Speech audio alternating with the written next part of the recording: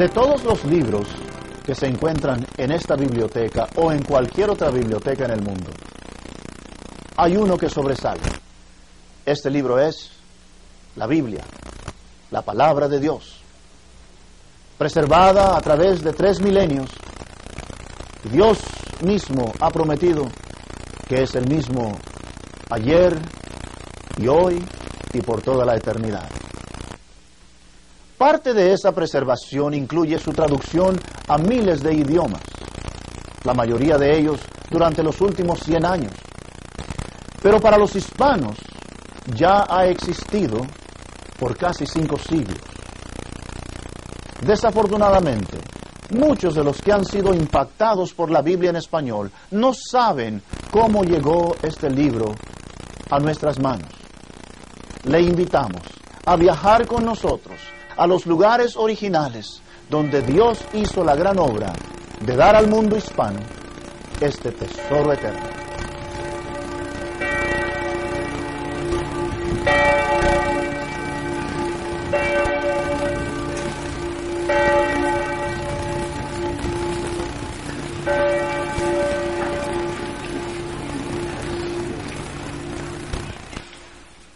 Hasta el año 1449, cada libro, y especialmente cada Biblia, tenía que ser escrita individualmente a mano. Cada letra, cada palabra, cada línea, cada página tenía que ser escrita a mano. Era un proceso extremadamente laborioso, caro e increíblemente tardado. En 1450, un hombre llamado Juan Gutenberg inventó la primera imprenta de tipo movible. Me encuentro en el Museo de Gutenberg en la ciudad de Mainz, en Alemania, y esta es una réplica de esa imprenta. El proceso de tipo movible es muy sencillo. Cada letra era moldeada de un metal especialmente mezclado. Luego esas letras individuales eran arregladas en palabras, alineadas, y luego una página entera podía ser compuesta y puesta en una repisa o en una bandeja como esta. Esto era puesto debajo de la plancha, tinta era aplicada a las letras, el papel era puesto sobre la tinta, todo esto después estaba imprimido por compresión, las letras entonces quedaban grabadas en el papel. 2 cosas suceden aquí que son muy importantes. En primer lugar, por primera vez, errores podían ser corregidos sin tener que escribir toda la página, simplemente cambiando el orden de las letras o arreglando las palabras en la bandeja. En segundo lugar, una página o 1000 páginas podían ser impresas al mismo tiempo o en ese mismo día. Cuando Casiodoro de Reina y los demás traductores de la palabra de Dios hicieron sus traducciones, ya tenían ellos en mente no solamente el imprimir un ejemplar, sino que muchos ejemplares de la palabra de Dios y hacerlos disponibles a las gentes en sus propios idiomas aquí en Europa. Es importante saber también que el primer libro que fue impreso en esta imprenta fue la Biblia latina, la cual fue terminada de imprimir en el año 1454.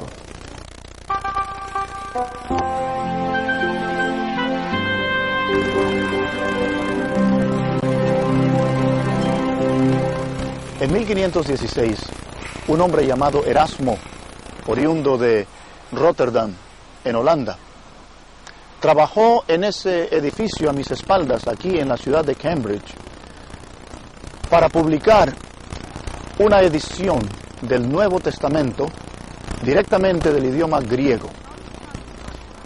Esta edición, llamada la Gran Edición del Nuevo Testamento, ha llegado a ser la columna vertebral de la familia de textos que sirvieron como inspiración para muchas traducciones de la Biblia en diversos idiomas.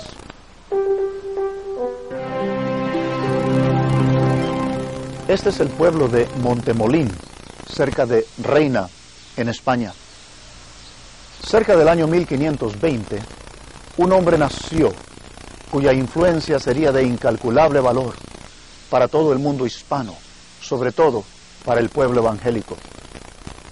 Su nombre fue Casiodoro, mejor conocido como Casiodoro de Reina.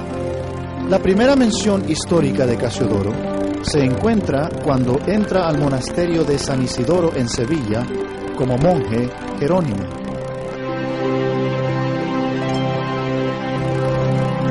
El año 1557, el lugar, el monasterio de San Isidoro del Campo, en lo que antes fue Sevilla la Vieja, hoy Santiponce, en las afueras de la gran ciudad de Sevilla, en España. Este lugar había sido construido sobre la antigua ciudad romana itálica, cuyas ruinas se pueden presenciar hoy en este lugar. Por varios años ya, el espíritu de la Reforma se hacía sentir entre los monjes de este monasterio. Las obras de Lutero, Erasmo, Zwinglio, Calvino habían sido muy bien recibidas por los monjes de este lugar. Ellos habían estudiado las escrituras de estos grandes hombres de Dios y habían sido grandemente influenciados por ellos, lo cual hubiera animado a Casiodoro de Reina a hacer la primera traducción de la Biblia de los originales al español. Tenemos que entender que en 1551 la Inquisición española había prohibido estrictamente no solamente la lectura, sino que la posesión de cualquier ejemplar de la Biblia que no fuera en el idioma latín, o sea que cualquier edición de la Biblia traducida a un lenguaje común era estrictamente prohibida en todo país en Europa.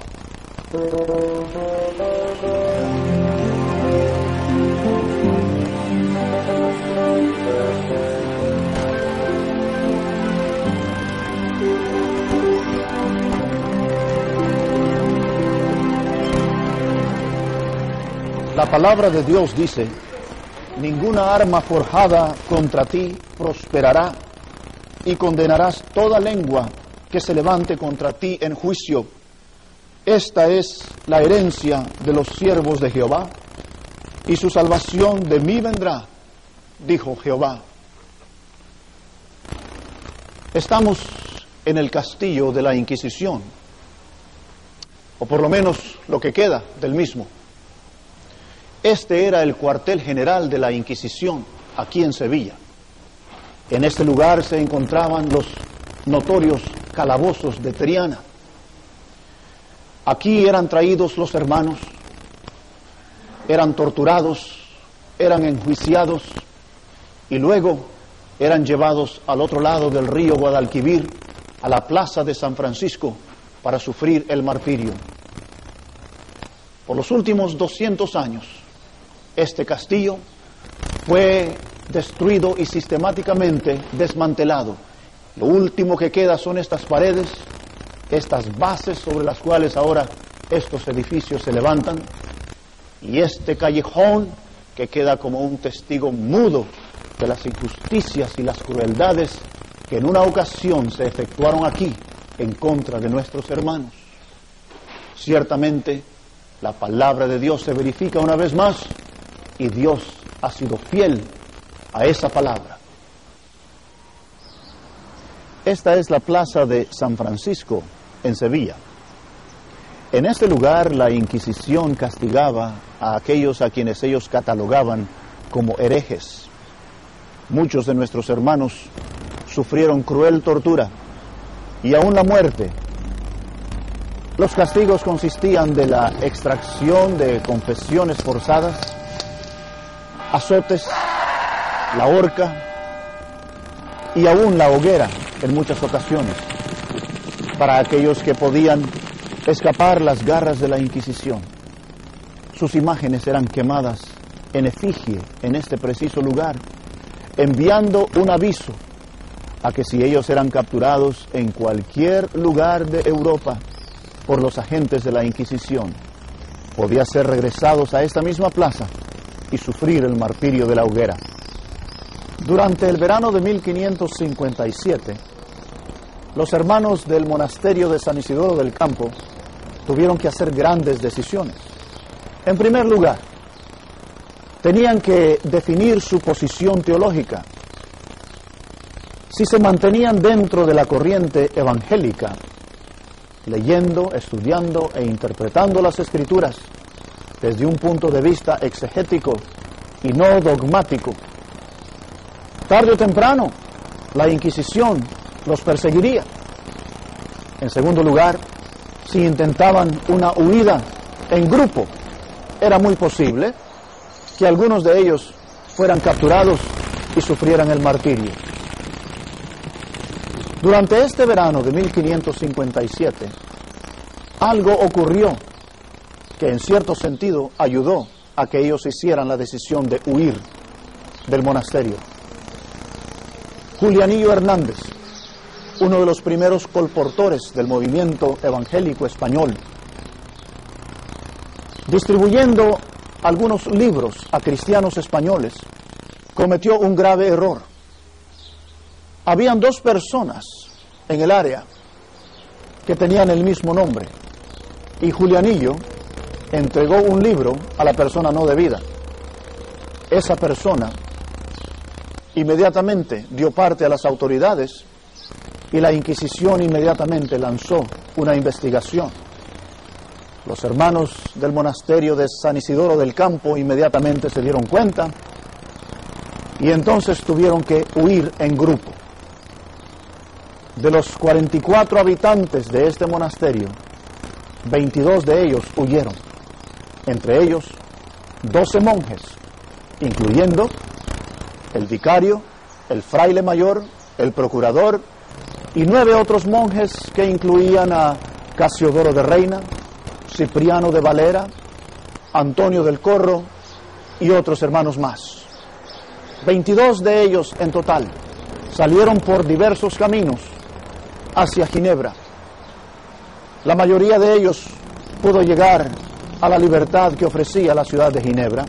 Sin embargo, algunos de ellos fueron capturados, fueron traídos una vez más aquí a Sevilla, al castillo de San Jorge, el castillo de la Inquisición, donde fueron enjuiciados, fueron torturados y luego fueron llevados a la plaza de San Francisco, donde sufrieron el martirio en la hoguera, entre ellos Julianillo Hernández. Después de la huida del monasterio de San Isidoro, Casiodoro de Reina, Cipriano y los otros hermanos del monasterio hicieron la larga jornada que terminó aquí en la ciudad de Ginebra, en Suiza.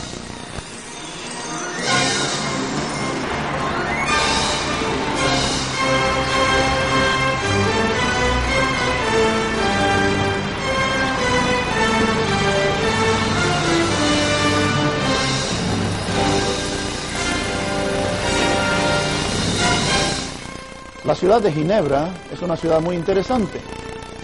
Fue una de las pocas ciudades que eran bastante tolerantes a las ideas de la Reforma.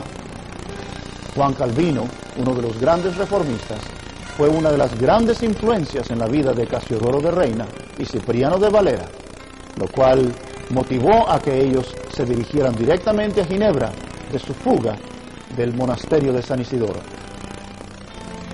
Por varios años, el grupo de refugiados españoles se reunía en una pequeña congregación aquí, y cuando llegaron Casiodoro, Cipriano y los demás, inmediatamente se juntaron a ellos. Mucho ha cambiado en la ciudad de Ginebra desde esos días. Sin embargo, por estas calles sabemos que los hermanos pasaron muchas veces haciendo la obra del Señor. Detrás de mí se encuentra el monumento que los ciudadanos de Ginebra dedicaron a los campeones de la Reforma en Suiza: a Farel, Calvino, Beza y Knox. Ciertamente, Casiodoro de Reina y Cipriano de Valera y los demás estaban en muy buena compañía.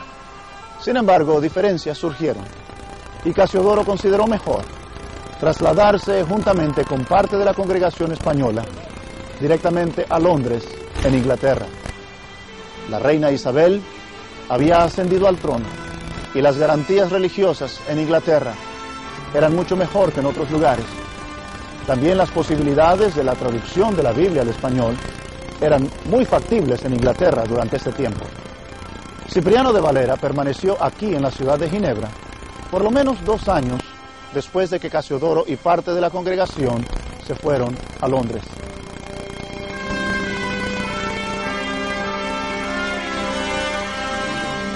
Casiodoro y el pequeño grupo de exiliados llegaron a Londres en 1559 y formaron una congregación española. Redactó una confesión de fe, la cual inmediatamente causó un escándalo porque rechazaba el bautismo de infantes y otros asuntos. Se les concedió permiso y comenzaron a reunirse en la parroquia de Santa María Axe, en la parte central de Londres. Cipriano de Valera siguió a Casiodoro a Londres y se involucró en la tarea de la traducción de la Biblia al español. La Inquisición española hacía todo esfuerzo por atrapar o desacreditar a los exiliados españoles. Pagaron a un espía para que lanzara acusaciones de adulterio y sodomía contra Casiodoro. Este consideró que lo mejor que podía hacer era abandonar Londres inmediatamente después de estas acusaciones. El 21 de septiembre de 1563, Casiodoro de Reina huyó de la ciudad de Londres y se refugió aquí, en la ciudad de Amberes, en lo que hoy es Bélgica. Varios días después, su esposa también pudo huir de Londres disfrazada de marinero y se dirigió aquí a la misma ciudad donde se juntó con su esposo. Los dos entonces emprendieron su jornada hacia Frankfurt.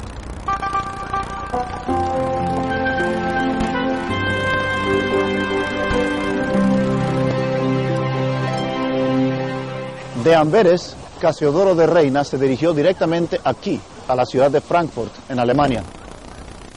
Su propósito principal era concentrarse en terminar la traducción de la Biblia al idioma castellano. También al llegar acá, se comunicó inmediatamente con los hermanos de la Iglesia Española, que ya se reunían aquí por muchos años, y sirvió como pastor y como líder en este lugar. También durante este tiempo él viajó extensivamente entre Frankfurt, Estrasburgo y Basilea, no solamente en el trabajo de la traducción de la Biblia, sino también para hacerse cargo de su negocio de sedas que él y su esposa operaban. También durante ese tiempo, su hijo Marcos, su primogénito, nació.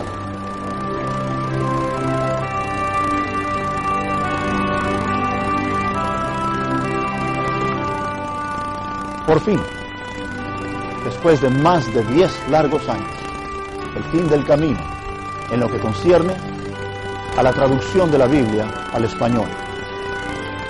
Casiodoro de Reina trajo todos sus manuscritos aquí a la ciudad de Basilea, en Suiza. En esa casa, marcada con ese ángel, Casiodoro de Reina pudo terminar su traducción al español. Llegó muy enfermo, gravemente enfermo. Tan enfermo que estuvo 5 semanas en cama. Sin embargo, pudo terminar la traducción y comenzó la supervisión de la impresión de la Biblia en el taller de un hombre llamado Juan Herbst, también conocido como Oporino. La Biblia empezó a ser imprimida en marzo de 1568. Desafortunadamente, Oporino murió a mediados del proyecto. Sin embargo, Guarín, el hombre que tomó el negocio, con la ayuda de otro impresor llamado Apiario, pudieron terminar la obra en agosto de 1569.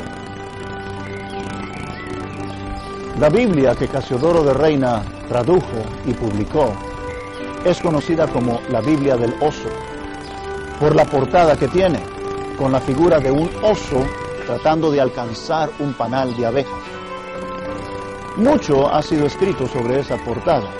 Algunos aseguran que es la marca del impresor, otros que tiene cierta alusión al libro de los Salmos en lo que concierne a la palabra de Dios, que es dulce al paladar y miel a la boca. Cualquiera que sea, la Biblia de Casiodoro de Reina sigue siendo una joya en lo que concierne a la literatura española. Una joya que tiene su lugar allá con las obras de Cervantes en España, las obras de Shakespeare en Inglaterra, y su valor, su impacto en lo que concierne al mundo hispano, en lo moral, en lo social y sobre todo en lo espiritual, es incalculable.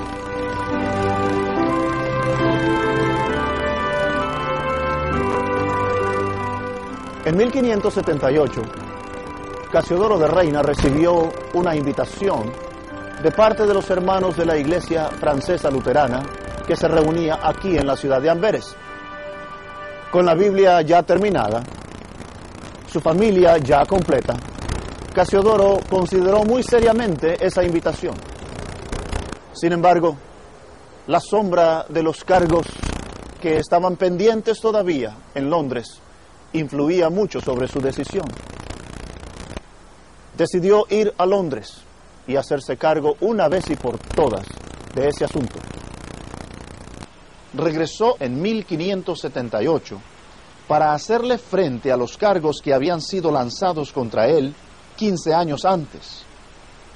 Fue citado a aparecer aquí, en el Palacio Lambeth, por Edmundo Grindal, el arzobispo de Canterbury, y no teniendo ninguna evidencia en su contra, fue completamente exonerado de todos los cargos.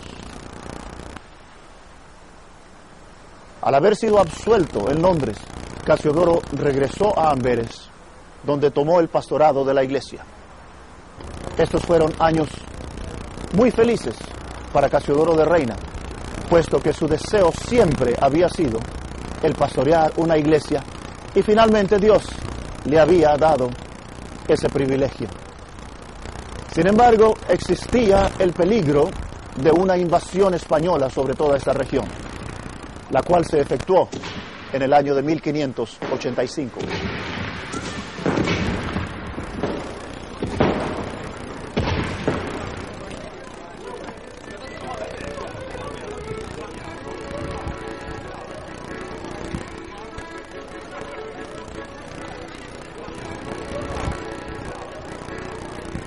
En 1585, Casiodoro de Reina hizo el papel de Moisés, en el sentido de que tomó a la congregación francesa que pastoreaba en Amberes y la trasladó aquí a Frankfurt, a esta localidad. Este era el lugar donde la iglesia de las Damas Blancas estaba ubicada. Este era el lugar donde la iglesia española se había reunido por muchos años. Por los próximos 9 años, Casiodoro de Reina sirvió como su pastor, su líder espiritual, su consejero, hasta el día de su muerte. Desafortunadamente, el templo fue destruido a causa de los bombardeos durante la Segunda Guerra Mundial. Casiodoro de Reina murió el 15 de marzo de 1594.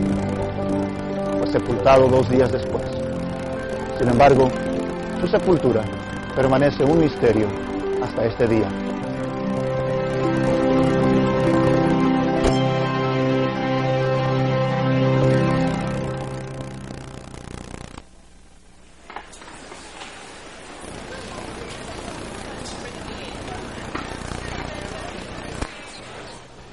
Existe otro hombre a quien todavía no hemos dado la atención debida, pero ciertamente fue uno de los grandes protagonistas en lo que fue la historia de la traducción de la Biblia al español. Su nombre, Cipriano, nacido cerca de la antigua ciudad de Badajoz, en lo que fue la Valera Vieja, en España. Él, juntamente con los demás monjes del monasterio de San Isidoro del Campo, huyó en compañía de Casiodoro y los demás hacia la ciudad de Ginebra. De allí, ellos se trasladaron directamente aquí, a Inglaterra. En febrero de 1559, Cipriano se dirigió aquí, a la ciudad universitaria de Cambridge, al colegio de Magdalena, que se encuentra a mis espaldas. En 1560, él recibió una recomendación directa de la reina Elizabeth, pidiendo que él fuera admitido como miembro de la asociación del Colegio de Magdalena aquí en Cambridge. Y en 1563, él recibió su maestría en ciencias y letras de este prestigiado colegio. Después de sus logros en Cambridge, Cipriano de Valera vino aquí, a la ciudad universitaria de Oxford, donde fue incorporado como profesor en el Colegio Magdaleno de la ciudad de Oxford en 1565. Por los próximos 35 años, Cipriano de Valera ejercería su profesión de maestro, no solamente aquí en las aulas de este Colegio Magdaleno, sino también como tutor privado a varios alumnos notables.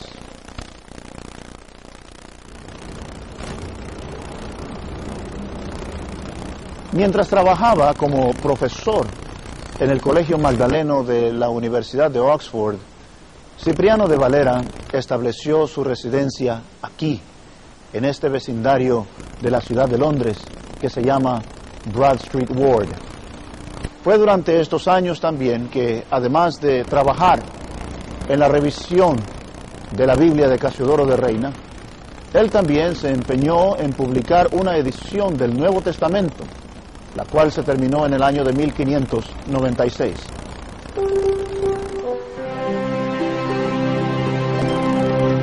Cuando Cipriano de Valera terminó su revisión de la Biblia de Reina, encontró que no había en Londres un impresor que pudiera publicar un proyecto tan grande como este. Así que vino aquí, a Ámsterdam, en Holanda, donde su versión de la Biblia fue publicada en 1602. No existe más información histórica de su vida después de este punto. Se presume que murió poco después de haber publicado su Biblia, pero su lugar de sepultura, así como el de Casiodoro, se desconoce hasta el día de hoy.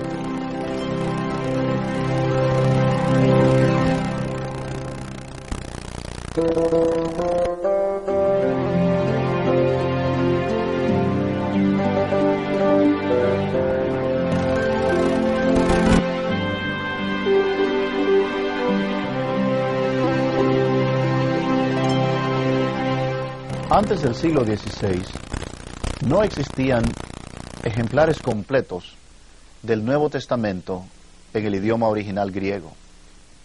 Existían porciones, fragmentos, algunos de ellos conteniendo las epístolas paulinas, otros tal vez los evangelios y otros aún otras porciones del Nuevo Testamento, pero no existía un ejemplar completo del Nuevo Testamento en griego.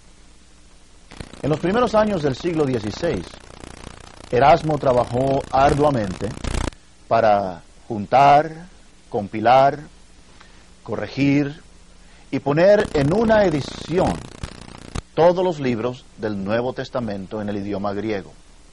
Esta edición se le tituló la Gran Edición del Nuevo Testamento en griego. Si bien Erasmo no es catalogado como uno de los grandes reformistas, ciertamente su obra sirvió como la semilla que dio a luz esa planta, ese árbol conocido como la Reforma, de la cual todos nos beneficiamos hasta este día. Y ha sido la columna vertebral sobre la cual las grandes traducciones de las Sagradas Escrituras han sido basadas. Hombres como Martín Lutero, Juan Calvino, Guillermo Tyndale, y aún Casiodoro de Reina y Cipriano de Valera pudieron aprovechar la gran obra de Erasmo para hacer sus traducciones y su trabajo en el idioma común de sus pueblos. A través de casi 500 años, este texto ha permanecido virtualmente intacto, aunque ha sido revisado varias veces. Ciertamente en el siglo XVI, hombres como el mismo Erasmo, Estéfano, Beza, y en el siglo XVII los hermanos Elsevier revisaron el texto. En 1633 fue conocido como el Textus Receptus, o sea, el texto recibido. Pero en el siglo XIX, algunos hombres comenzaron a experimentar con otros manuscritos, algunos de ellos de mucha antigüedad, pero manuscritos incompletos. Es más, la suma completa de ellos es menos que el 10% de lo que antes ya se conocía. Pero lo más importante del caso es que provienen de una región notoria, famosa por falsa doctrina y falsa enseñanza, como es el área de Alejandría. Estos manuscritos han sido conocidos como el texto moderno o el texto crítico.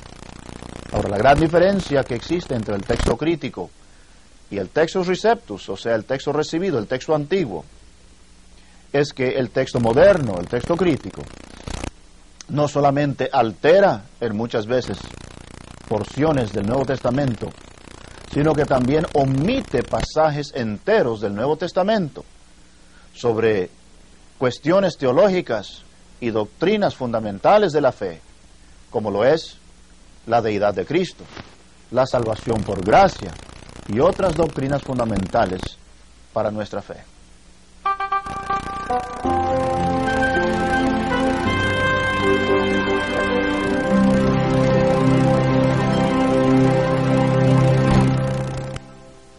Una de las experiencias más interesantes para un individuo es cuando esa persona entra a una librería cristiana con el fin de comprar una Biblia.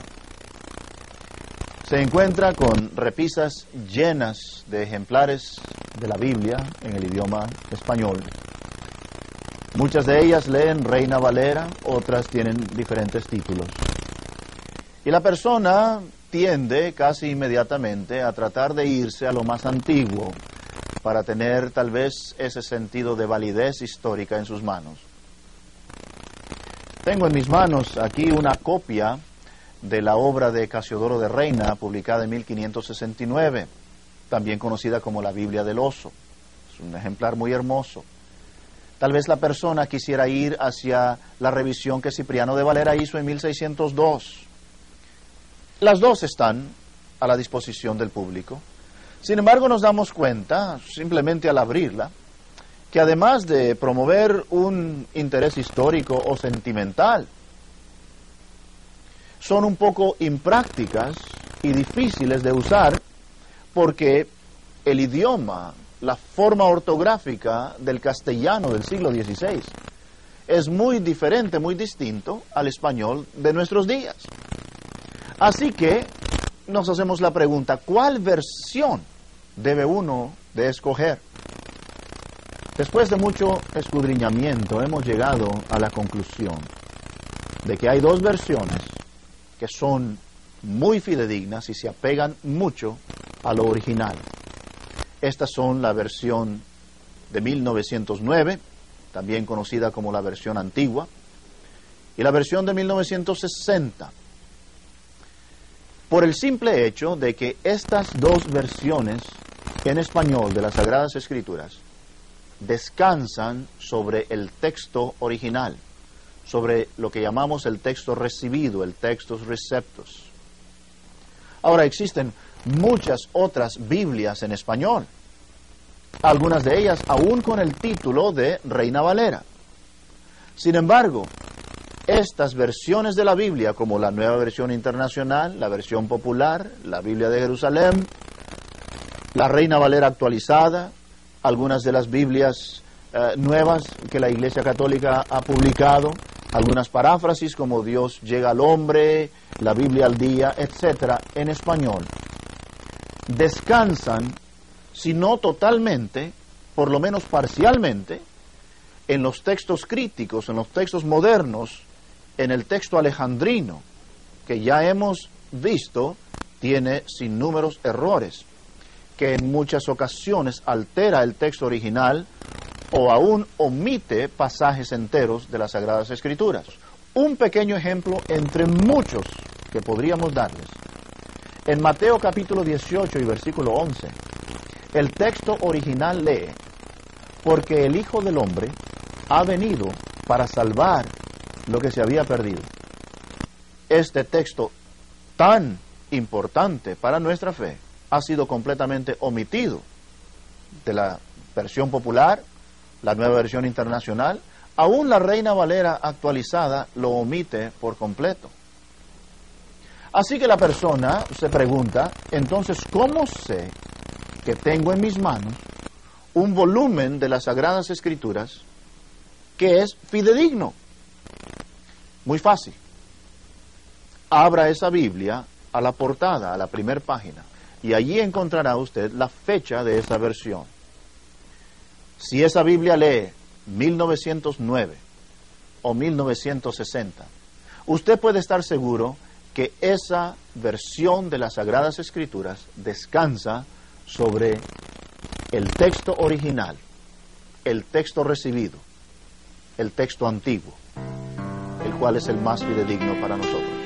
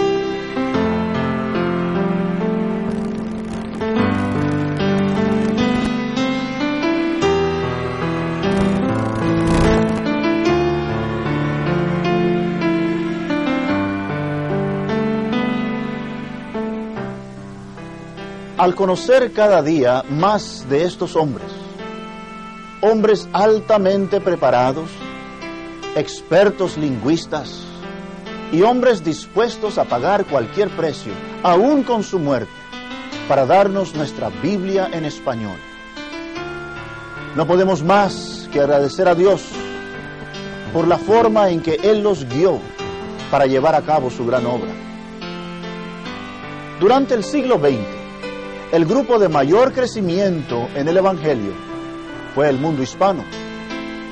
Millones de almas han venido a los pies de Jesucristo por el sacrificio de Francisco de Encinas, Juan Pérez de Pineda, personas como Julianillo Hernández, pero sobre todo Casiodoro de Reina y Cipriano de Valera.